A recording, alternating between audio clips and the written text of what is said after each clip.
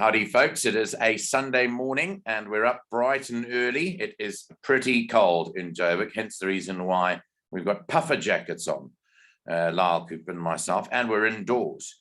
You know, the greatest thing about South Africa is that we only cater when we build homes for the summer and for the normal South African weather. I don't know about your house, but my house in winter is absolutely freezing and we haven't got the right equipment within the house to negate the freezing air outside, Lyle. Yeah, no, we're freezing too, Nick. Our house is very cold.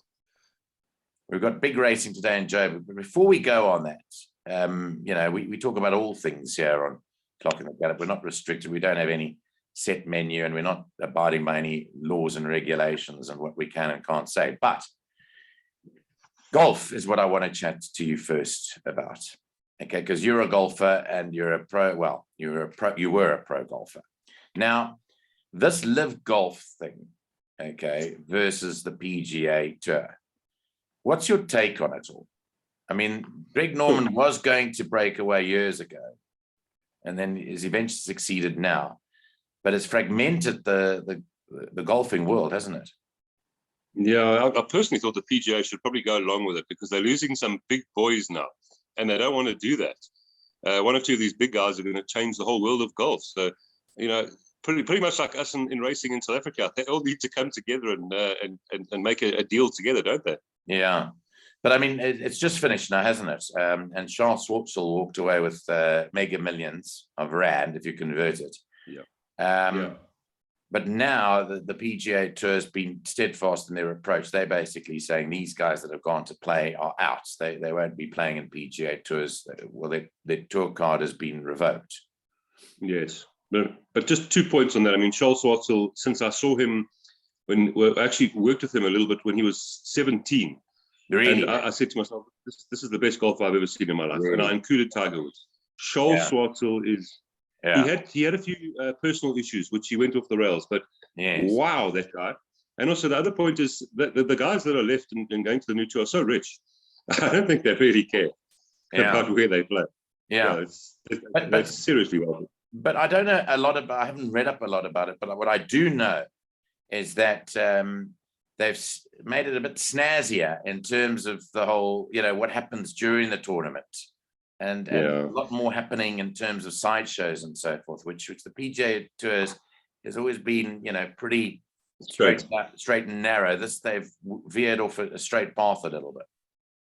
And the PGA is going to need to change their attitude. It's changing, and you need those big guys. Without the big guys, it's not the same, is it? Yeah. Well, I was been absolutely mesmerized by it, and it's a growing story, and I'm sure a lot more people will jump ship.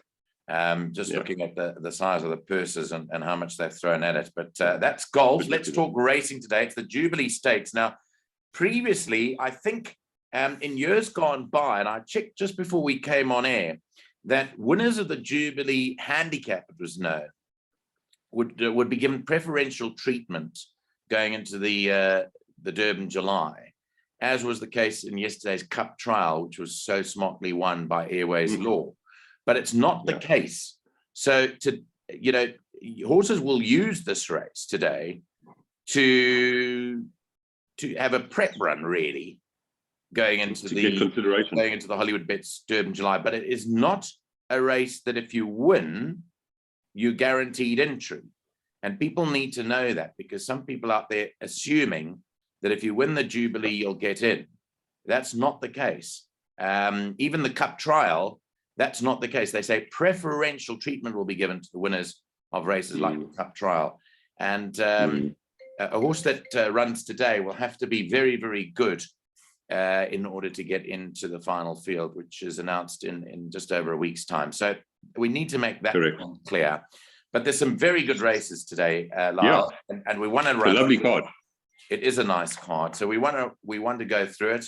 And we want to also talk about those two juvenile races, which are pretty interesting in themselves because of the weight differential there. They're not at set weights now. Now they're at different handicap terms, and well, not handicap terms necessarily, but set weights. Winning terms. In terms of them having won and not won. So we're going to go through it. I'm also going to run through the card changes. So race 1 is off at midday. It's a maiden plate fillies and mares over 1,160 meters. Scratch is number 2 in the ether, which won a maiden during the course of the last 7 days. Number 11, Tiny Dancer. Alamites in front, Unshod behind. By the way, the track condition is good, and the penetrometer reading is on 20 today, so it's pretty hard out there. The going. Right. Here's the betting of race number 1, and the money is flown for number 6, Bird in Space, all the way into 2-1. It's coming from basically 7-2 into 2-1, and you've got Antigua Night at 9-4, hot on the heels of Bird in Space, and then number 10, Silver Mensa, the first timer, at 11-2. Your thoughts in the first, Lar? I don't think it's straightforward, but I'm certainly going towards number 5, Antigua Night, the daughter Visionaire. Very speedily bred, Nico. Evening attire won 6 times from 800 to 1160. Calvin Abib and Sean Terry, they can't do much wrong at the moment. So for me, that is the horse to beat. I thought the value straight off here is number 9, Silver Clock, because she did beat Bird in Space last time, and she's 1.5 kilograms better off. I know she's more exposed than Bird in Space, but she's had 1 or 2 nice runs. So Silver Clock straight away the value for me. Then of course Bird in Space could improve out here this afternoon. And then there are some interesting first timers here. I include in that number 3, Ori Lena, the daughter of Silvano. Now the mare won 3 times over 1,200 air pockets. So just going to watch her carefully in the betting on her. The horse, like number 1, Silver Magic, also Silvano, second on local debut here for the Brett Crawford stable. So I don't think this is all easy, Nico, by any means. I did think that this could be a bit sharp for number 4, Luna Ballard, or Ballad, what is it? Ballard, I think. Ballard, thank you. Yeah. And I also thought it, well, Montana Nymph also might just be on the sharp side, although the mare did win over 1160.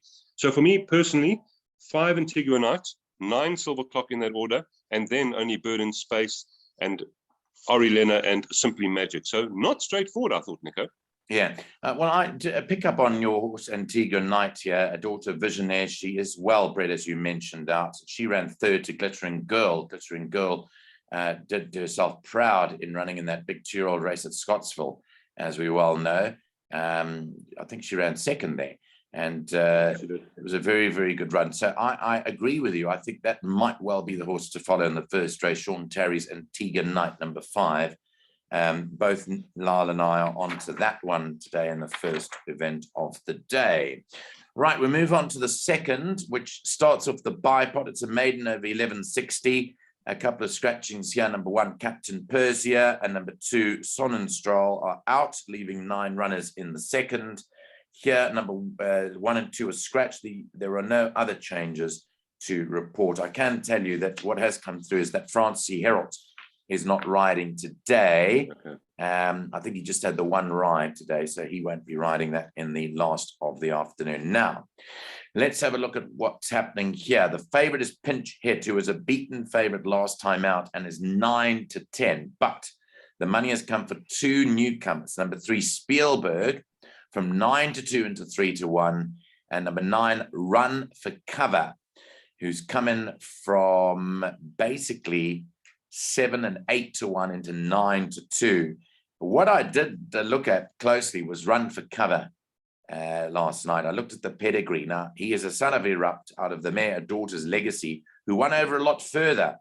But strangely enough, the half-brother is a horse called Ancestry, and also the half-sister is a horse called Bequest. You'll know Bequest from Alec Laird's yard, who's the half-sister, who can sprint. So this could be anything, Run for Cover, and I'm very interested to see the support for it. Any word from the Fortune Yard? No, I always see you at the Val, Nico, but at Turffontein, as you know, I'm literally 1,000 meters away from where the trainers are. So it's not as easy for me to get information, but she did say in computer form, nice horse, maybe green. Yeah. So I think that's an interesting runner for me as Run for Cover. Regarding Spielberg, well, he is by Futura, but it is from a sprinting pedigree on the dam side, Miss October.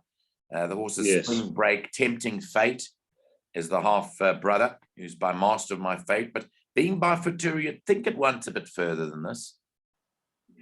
Of the two first timers, I'm leaning towards Spielberg. In fact, Nico, I'm leaning towards Spielberg as my outright selection. Okay. Miss October won 5 times over 1,000 meters, so she was very speedy. And maybe between Futura and Miss October here, Spielberg in this weak field, if I may say so, might just be too good on debut. I don't think pinch hitters 9 to 10 is the right price at all. No. Like you say, beaten favorite and not the strongest form lines in the world either here. So she could be right there with the experience. But for me, Spielberg to beat pinch hit, and then I've got a real roughie here, Pendragon, who was only a length behind pinch hit last time. I thought Pendragon, I can't see the screen. It's too small, Nico. 25 to 1 Pendragon. It's number 7 you're talking about, Pendragon. Yeah, that's my place value, number 7. So for me, 3 from 8, and then 7 the value, and of course we'll watch the betting on number 9, Run for Cover. Yeah, okay. So that's interesting that you're tipping the first time as Spielberg, but you don't know anything. I mean, you're not tipping on here. No, I don't. I don't. And I don't like tipping first timers, Nico, but this field is just really not strong. So if he's any decent, he might surprise them.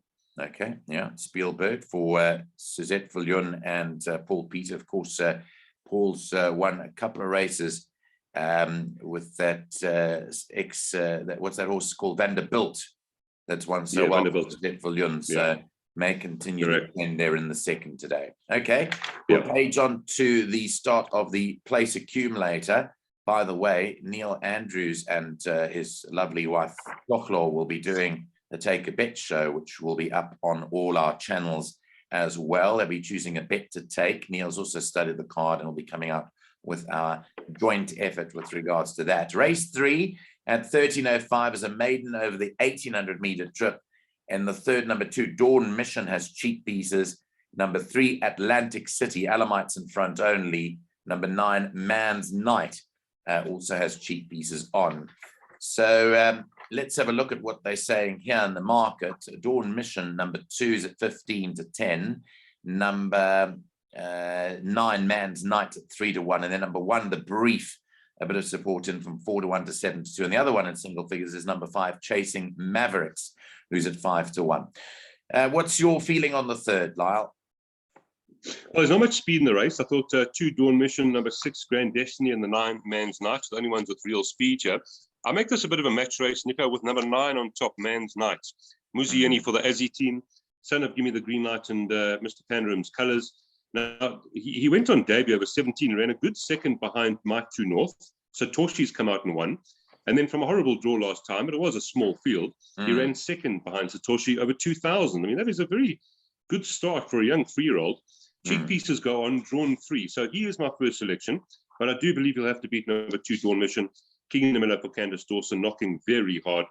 So for me, the 2 cheek pieces, I'm hoping to see them fighting out the race.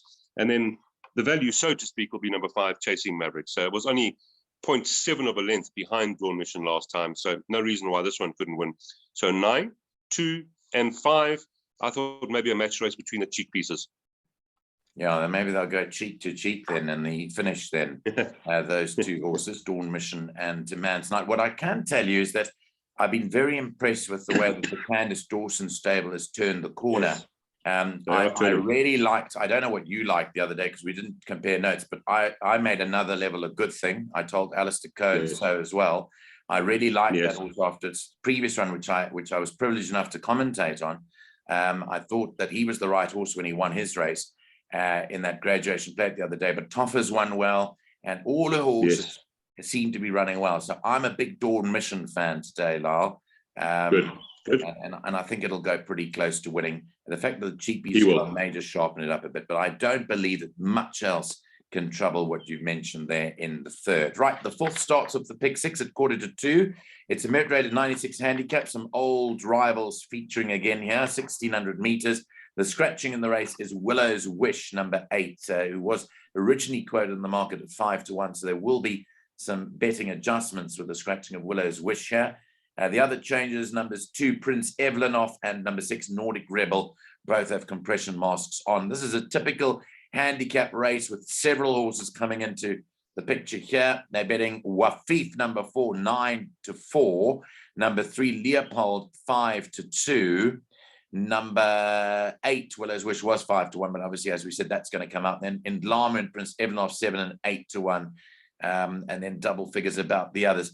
So this was pretty trappy. I did look at this race overnight, and there were quite a few that put their hand up here. Yeah, it's a good race. Firstly, some nice runners out here, and I'm going to be leaning towards Leopold here, Nico. Keegan de Mello for Johan Jans van Vuren, son of Pomodora. Merit Ratings in a good spot, in form again, and just look at the weight turnarounds.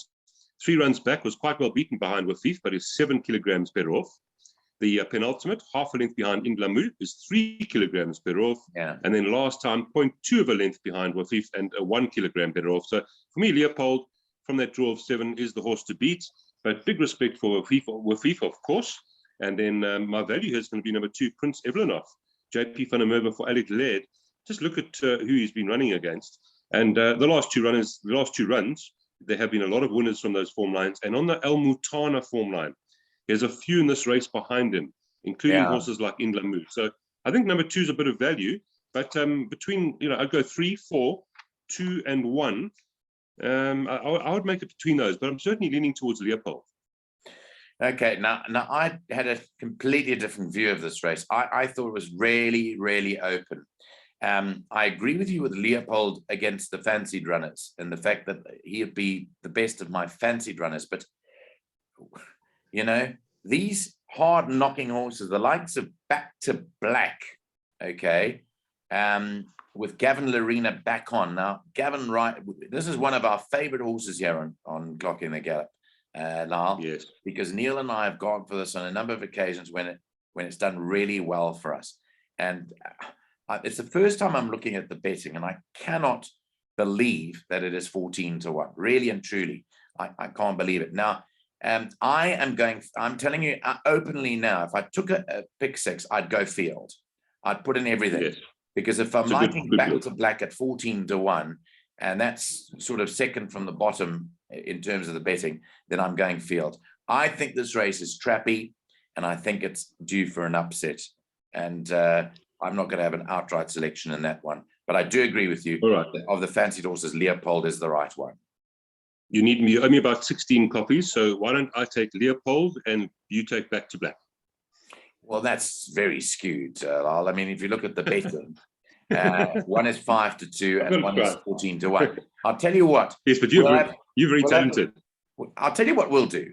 Okay. Yes. We'll have the proverbial, but I'm going to choose another horse against your horse. Okay. Deal. You can take anyone. Okay. I'm going to choose number 6, Nordic Rebel, as my horse. Okay. Okay. Against your Leopold. And I'm going to say to you that because of the price differential, that it's wiped the record off if mine beats yours. Okay. That's an absolute deal. Nico, it would be remiss of me not to mention, I spoke to Casey, Back to Black. She thought just might need the effort today. Must mention that. Okay, she did say that. Okay. Yeah. Doesn't mean he can't win. I agree with you. Anything can win. Yeah. But she did say might just need the effort. Yeah. Okay. Well, that's our little bet there, little wager. Nordic Rebel up against Leopold. But I do believe that I'll send you a WhatsApp. Okay. Right. Let's move on to race 5 now, which starts off the jackpot 1. It's the first of our juvenile races. And I like the idea of these, actually. I don't remember seeing them on the program before. Maybe they were labeled something different. But these are races that really penalize the juvenile winners for having won races. The more wins you get, the more weight you get. Because as you know, Lyle, the 2-year-olds are able to participate in open company from the 1st of May, but they don't officially have ratings presented out there. And I did have a chat to V. Mudley about the reason why. I'm not going to go into depth into it. The fact is, if a horse is entered into a handicap as a 2-year-old, they have to publish the merit rating, because then they have to give it a weight, right? Yes. But in these races, the ratings aren't published. So you have to make out your own assessment as to what ratings these horses are, and then work out whether the horses are well in or not well in. So that said, let's go to race 5 in the betting. And you're good at that stuff. You enjoy that, working it out, don't you? I love that. I take great... I've taken more interest in it over the last season than I have ever. and it's a fascinating job to do. And you're almost like being the official handicapper, and you see how, and then you go back and you double check and you triple check. But anyway, Maharani, who won the title of the Gauteng feature season 2-year-old filly of the year, beating her contemporary Miss Cool, she is at 5.5 to 10 to give weight around Anna Beating to everything. I'm not going to go through the rest of the betting. The question is, will she win? There's two ways to play this race, Nico. Firstly, you take the champion, number 1, Maharani, and you bank it in everything on the day. Otherwise, be careful. I know you're going to enjoy what I'm going to say because I'm sure you've looked at it. Number 4, Rima, on that penultimate, 2.5 lengths behind Maharani, 5 kilograms better off. Around the turn, will enjoy the trip. So I don't think Maharani is going to be sprinting away from Rima, that's for sure. A horse like number 10, Rock the Fox, Calvin Abib for Sean Terry, 53 kilograms, 7 kilograms. This is a horse that ran second, a length and a quarter behind River Kawaris. Nothing wrong with that one. And then a horse like number 11, I was trying to zoom in here with my eyes. Is that 45 to 1, number 11? 40 tried and true. 40 to 1, tried and true. 40 to 1. Here's a horse that ran 5 lengths behind Maharani, is 6 kilograms better off, and ran 3.25 lengths behind Rima and is 1 kilogram better off, drawn badly. If Tried and True was drawn a little bit better, I'd actually make her a bit of a big runner. But to cut a long story short, for me, 1 or 1, 4, and 10. And then maybe at a massive price as well, number 6 for a place, because actually beat number 10, Rock the Fox, on the gallivanting run. But let's not complicate things. 1 or 1, 4, 10, and 11. What were your thoughts? Yeah, so I believe that Maharani is the horse to beat. Although it, as you say, is giving weight, and the weight turnarounds would suggest something, but Maharani could well improve further over a trip. She's supremely bred, and the way that she's won a race, she does run away from them, and she kicks away from them. And being by Flower Alley, you know, that 1400 meters is going to be right up her alley, excuse the pun. Now, my feeling was Rock the Fox will improve. When I spoke to Sean Terry about her as an individual, he said she's looking for further. I don't like the draw, though. Being drawn 9 isn't in her favor. Not ideal. And then when you looked at the Sweet Pepper runs of both Intoxicating and Mighty Goddess, they finished basically on top of each other. Correct. I can't believe the difference in the price there. How can Mighty Goddess be 40 to 1 and Intoxicating be 14 to 1 when Mighty Goddess beat Intoxicating? So I can't understand the pricing there at all. I mean, how can Mighty Goddess be 40 to 1 and Intoxicating be 14 to 1? Shouldn't be at all. There's no plausible explanation for that price differential at all. Even the provisional prices of 16 to 1 and 33 to 1. So I'm just pointing that part out. You're right. With Mike de Kock's form, Rimar could very easily improve even further. So that said and done, despite the fact that it is conceding weight to its rivals, I still think Maharani will reign supreme today. And I'm taking the original one of your 2 suggestions and bankering it today in my opinion. Just to add on, because she's already got 10 winners behind her, including Argo Alley, who's done very well too. So this is a very talented horse. Yeah. She might be able to defy the weight. So as you said, either go with a banker, like you're saying, or take 3 or 4 of them. Yeah. Okay. Well, maybe it makes up. Although MK's Pride ran a really good race for MK and Kale yesterday.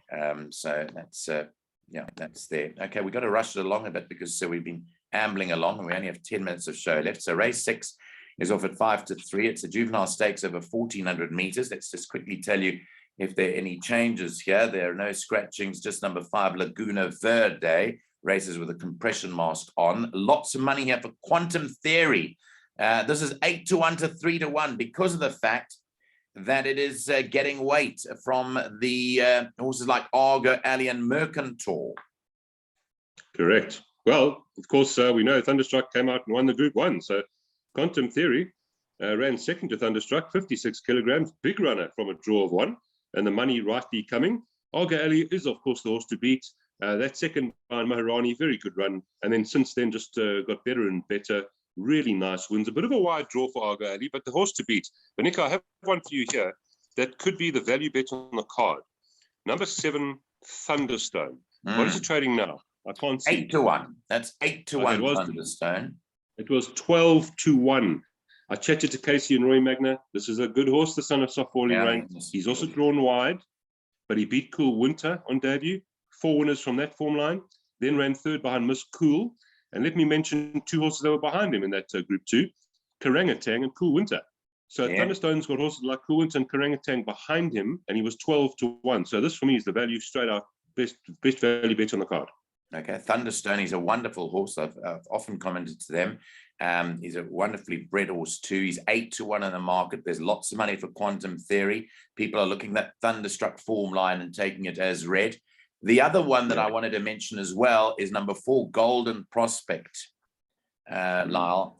I don't recall seeing the names of Messrs. Robert Bloomberg and Mark Curry involved in this partnership when he won his debut. So they must have seen something I saw. He won his debut comfortably beating that hot pot favorite that day, Climate Control. It was a small field of 6 runners, but I think he's a massive runner here. I really believe this horse is a big runner today at 5-1, and Gavin Lorena gets back aboard him. So I think this is more open. Arga Ali, people were shouting from the rooftops about him. He's not drawn well at all. He's drawn at 10. No, he's not. Worst draw. And I think him having to give weight to these other horses is susceptible. So I believe with you, I think put in Quantum Theory, put in Thunderstone, put in Golden Prospect as possible. Sounds good. To go with over there.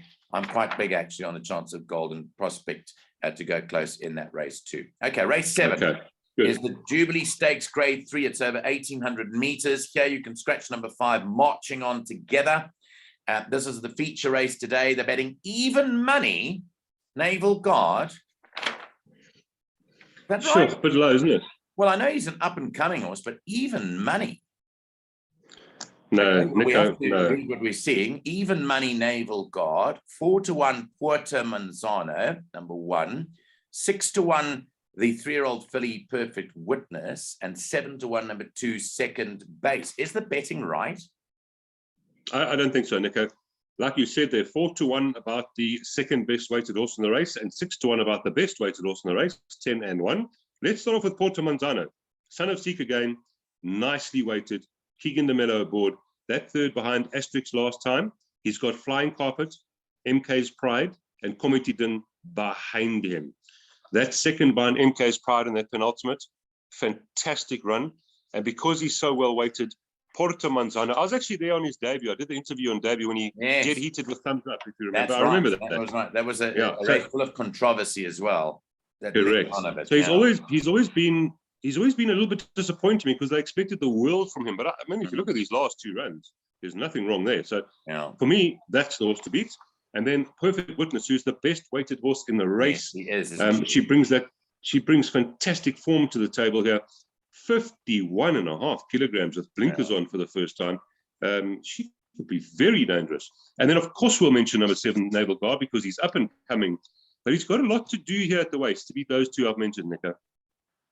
Yeah, so all said and done, obviously Naval Guard is the boom horse that people are talking about today, but it won't to be all left for him to dawdle in here. We saw that horse Airways Law winning the Cup trial yesterday, another up-and-coming horse from KwaZulu-Natal to qualify for the race, and that did win well. So it could be very much in the same mold, but like you say, Puerto Manzano using this as a trial run for the Hollywood Bets Durban July. Naval Guard needs to win it. So the necessity is there for it to win. And even if it wins, what rating is it going to get? Is it going to get a rating big enough to include it? Yeah. And then Perfect Witness, as you said, best weighted horse in the race by a country mile. Blinkers on, and she'll feel like she's running absolutely loose today with many on board. And Nico, I know we haven't got much time, but I'm just going to throw in Second Base and Zilzal as well. I mean, these 2 horses are not fools. If they came through in one, I would not be surprised. So just tread carefully here, I think. It is a hard knocking race there. By the way, JP van der Merwe has come through as another jockey not riding today. The replacements will be available a bit later. Race 8 is a Pinnacle Stakes, 1400, 5 past 4. Scratch number 8, Say When. Big Quest will be ridden by Muzi Yeni here in the 8th race. Here's the betting, Lyle. If you want to just succinctly take us through it. 28-10, Follow Me. 7-2, Mill Queen. 4-1, the other top 2. No, I can't see that, Nico. So I'll just start. For what is Mill Queen, Nico? Mill Queen 7-2. That's been backed from 9-2. Pity it was 5-1 yesterday. So yeah, Mill Queen, Yeah. David Nieberhazen, Gavin Arena, 2 course and distance wins, not badly weighted here. I think a big runner. That third behind Bowie last time has produced winners. The second behind Thumbs Up, Caroluma, Lucy in the Sky have come through to win. Yeah, for me, Mill Queen, well, was the value at 5-1, now 7-2. People are being quite clever here. Follow Me, best weighted horse in the race. Cannot ignore this. Cabello Matagnani for Stewie Pettigrew does hold number 1 on that Rain in Holland form line, but held by number 1 on the other Rain in Holland form line. So 1 and 2, there might not be too much between them. And then I thought the value here, Nico, what is number 5, Ulalot? 12-1. There we go. There's some value. Look at that penultimate. Homely Girl. Ulalot beat Homely Girl in the inside track over 16. So there's some nice bit of value, 12-1, and is 5.5 kilograms better off with Bon Vivant, and is 9.5 kilograms better off with Eternity Ring for 3 3/4 lengths. So Ulalot 12-1. I cannot believe that price. Okay, so that is a race. Tough race though. By the way, I agree with you that Tough Mill Queen would be the top of my pile. The fact of Gavin Arena getting back on is the big thing there. I think it's a massive runner today. Right, the 9th and last is a Fillies and Mares 72 over 1,800 meters. No scratchings here. 10 Simply Complicated with Herald not riding. Caden Brewer claiming 1.5 rides. That's got the blinker pacifiers on, and Alamites on number 13, Pascal Samurai. Briefly go through what you like in the last race so we can wrap it up. What do you fancy in race 9? Okay, for the first time today, I haven't said it once yet. I don't like this race. Number 6, Dark Travel is my first selection. Calvin Abib for Brett Weber. Number 3 is my value, Last Cheer. Trying to lean in. What's the price of Last Cheer, Nico? 16-1 Last Cheer. 16-1. That's my value bet. Nathan Klink for St. John Gray. And then over the page, number 11, Zenobian Princess, an obvious runner, and number 7, Kind Judy. I'm leaning towards Dark Travel, but I'm not really loving this final race. I think we need to go a bit wide in the big sets. Yeah, I find it very interesting that Gavin Arena has been booked to ride for Joey Soma. That I found, I don't think he's ridden for him, not since I can last remember, but that was a pretty interesting move that he's got on board number 1, Belvada. Okay, so that's it. You find that an open race. So what you're basically saying is you would be inclined to go field there if you had the budget. You don't really have it. If I had the budget. Yeah, if you had the budget. Don't like it. No. Lyle, we've got to wrap it up there. Sorry to rush you. Thank you. I know you're also on your way, but thanks very much for the input today. I know you're off to the track, so all the best. We'll be watching very closely. It looks like an entertaining day's racing lies ahead for us at Turffontein today for Jubilee Stakes Day, sponsored by World Sports Betting. Thanks, Lyle. Have a good day, and thanks for coming on the show again. Thanks, Nico.